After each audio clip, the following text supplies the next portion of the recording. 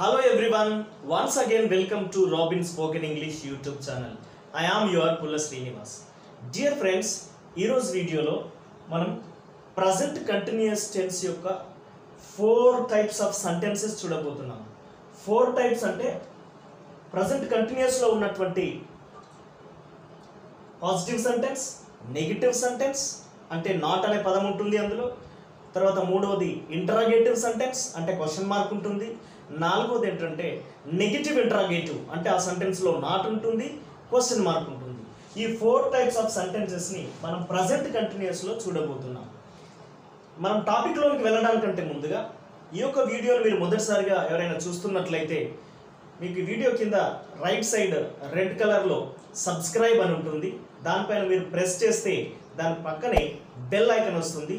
ఆ bell icon మీరు click చేస్తే ఆల్ అనే ఆప్షన్ పైన కనపడుతుంది. దానిపైన మీరు క్లిక్ చేస్తే నేను చేసే ప్రతి వీడియో కూడా నోటిఫికేషన్ రూపంలో మీకు వెంటనే అందుతుంది. సో డియర్ ఫ్రెండ్స్, మనం నేరుగా టాపిక్లోనికి వెళ్దాం. సో ఇక్కడ ఈ 4 టైప్స్ ఆఫ్ సెంటెన్సెస్ని నేను తీసుకొని వస్తున్నాను ఈ వీడియోలో.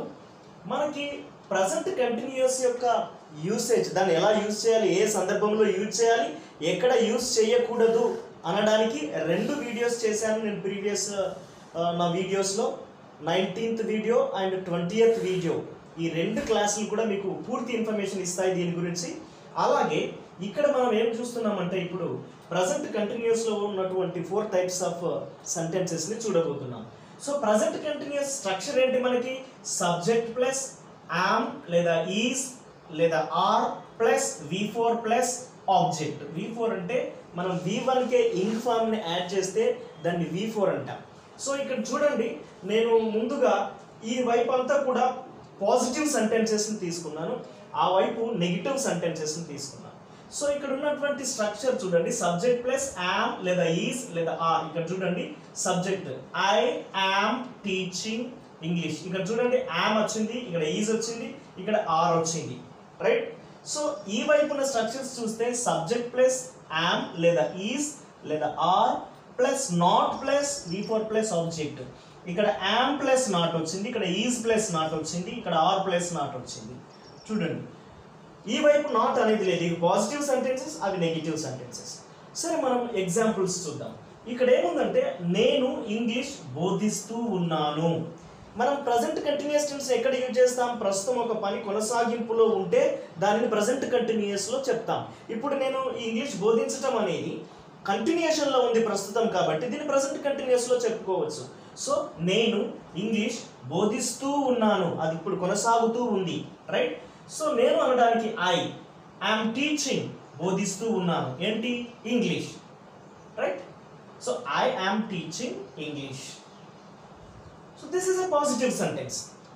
ఒకవేళ నేను ఇంగ్లీష్ బోధించటం లేదు అని చెప్పాలంటే, నేను ఇంగ్లీష్ బోధించటం లేదు అంటే నా యాక్షన్ అనేది కంటిన్యూషన్లో లేదు, లేదా నేను మరేదో పని చేస్తున్నాను అని అంటే అప్పుడు ఏం చేయాలంటే I am not teaching English. ఇక్కడ యామ్ అనే అటువంటి హెల్పింగ్ వర్బ్కి నాట్ అనే దాన్ని చేసాం. ఎప్పుడైనా కూడా నాట్ని యాడ్ చేసేది దేనికంటే హెల్పింగ్ వర్బ్కి, మెయిన్ వర్బ్కి యాడ్ చేయొద్దు. ఇది మెయిన్ వర్బ్. టీచ్ అనే V1కి ఇంగ్ ఫామ్ చేర్చాం కాబట్టి అది V4 అయింది. ఈ మెయిన్ వర్బ్కి ఎటువంటి చేంజెస్ చేయకుండా ఓన్లీ హెల్పింగ్ వర్బ్కే మనం చేంజెస్ చేయాలి. నాట్ అనే దాన్ని హెల్పింగ్ వర్బ్కే యాడ్ చేయాలి ఎప్పుడైనా కూడా. So I am not teaching English, నేను ఇంగ్లీష్ బోధించటం లేదు అంటే మరేదో పనిలో కొనసాగుతూ ఉన్నాను అని దాని అర్థం, రైట్. ఇక్కడైతే ఐ యామ్ టీచింగ్ ఇంగ్లీష్, నేను ఇంగ్లీష్ని బోధిస్తూ ఉన్నాను ప్రస్తుతం, రైట్. సో ఇది పాజిటివ్ సెంటెన్స్. ఈ యామ్కి నాట్ యాడ్ చేశాం కాబట్టి అది నెగిటివ్ సెంటెన్స్. మరొకటి చూద్దాం. ఇక్కడ ఆమె నా క్లాస్ వింటూ ఉంది. ఆమె నా క్లాస్ వింటూ ఉంది. ఆమె అంటే ఎవరు? షీ ఈస్ లిజనింగ్, వింటూ ఉంది, టు మై క్లాస్, నా యొక్క class, right. So she is listening to my class. Listen ఎప్పుడు వచ్చినా కూడా టు అనేటువంటిది రావాలి, దాన్ని గుర్తుంచుకోనండి. She is listening my class అంటే తప్పు అవుతుంది. లిసన్ అనే వర్బ్ తర్వాత ఎప్పుడైనా టు రావాలి, అది మీరు గుర్తుంచుకోండి. She is listening to my class, ఆమె నా క్లాస్ వింటూ ఉంది అంటే ప్రస్తుతం నేను టీచింగ్ చేస్తూ ఉంటే ఆమె వింటూ ఉంది అని దాని అర్థం. ఒకవేళ ఆమె వినడం లేదు అని నెగిటివ్ సెంటెన్స్ చెప్పాలంటే ఆమె నా క్లాస్ వినడం లేదు అని నెగిటివ్ చెప్పాలంటే she is not listening to my class. She is not listening to my class. Not is added here. నాట్ని యాడ్ చేసాం హెల్పింగ్ వర్బ్కి. మరొక సెంటెన్స్ చూడండి. మీరు ఇంగ్లీష్ నేర్చుకుంటూ ఉన్నారు. ఇప్పుడు మీరు నా వీడియోస్ ద్వారా మీరు నేర్చుకుంటూ ఉన్నారు, అది కొనసాగుతూ ఉంది కాబట్టి దానిని ఈ విధంగా చెప్పచ్చు. You are learning English. మీరు ఇంగ్లీష్ నేర్చుకుంటూ ఉన్నారు.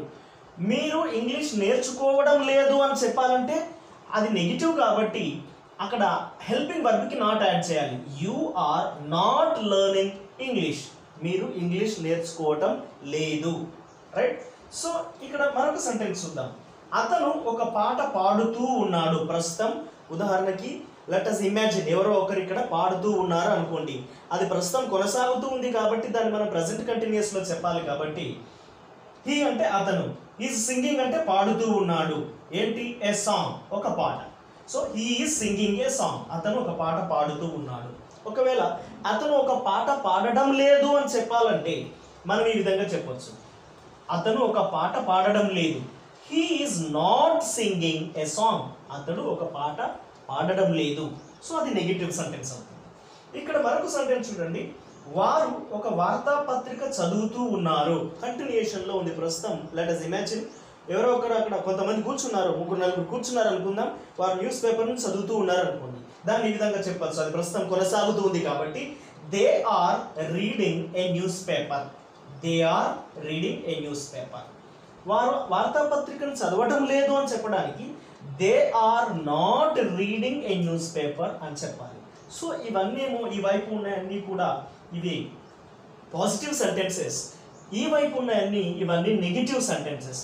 ఇక్కడ ఒకటి చేస్తూ ఉన్నారు, ఒక యాక్షన్ కంటిన్యూషన్లో ఉంది అని చెప్తున్నాం.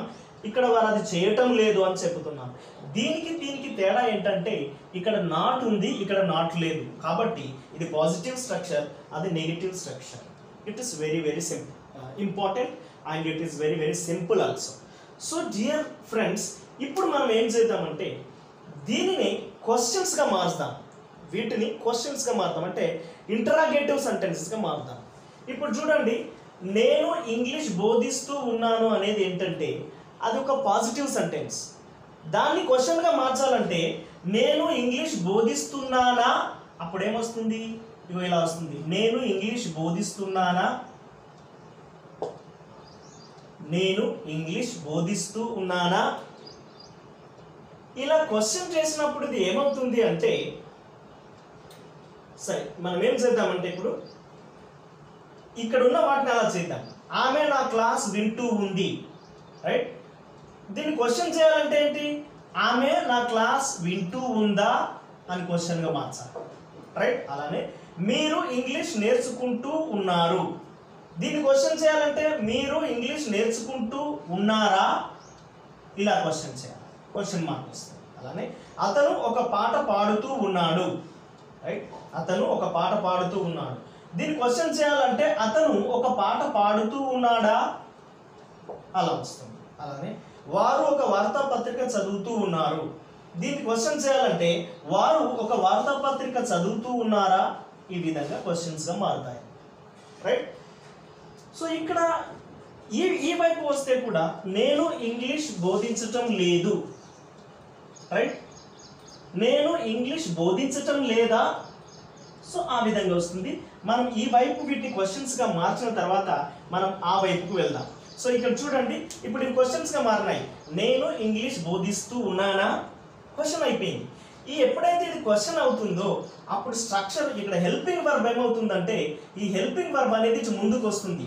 ఈ యామ్ అనేది ముందుకు వస్తుంది. ఇది హెల్పింగ్ వర్బ్, ఇది మెయిన్ వర్బ్. యామ్ ముందుకు వచ్చినప్పుడు ఇది ఈ విధంగా అవుతుంది.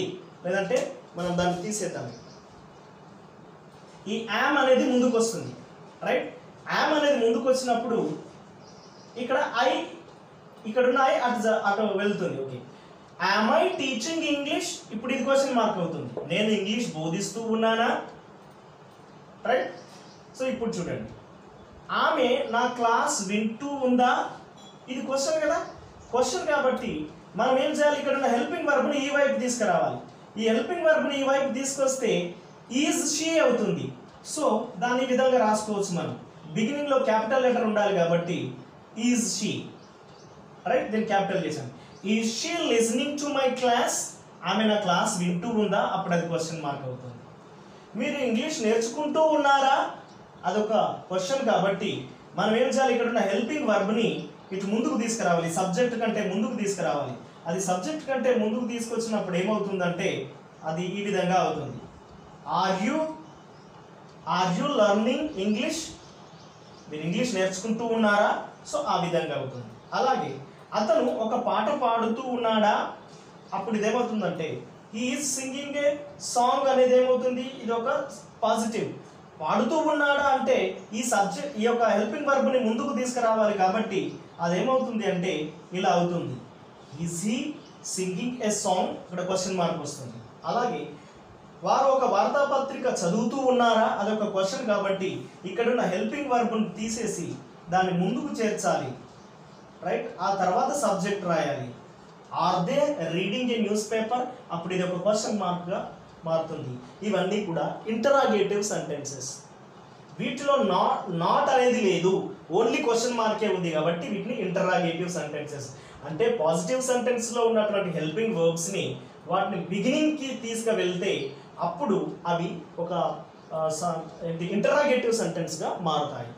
ఇక్కడ చూడండి, వీటిని ఇప్పుడు ఇవన్నీ కూడా నెగిటివ్ సెంటెన్సెస్, మనకి ఇవన్నీ నెగిటివ్ సెంటెన్సెస్ నాట్ ఉంది కాబట్టి.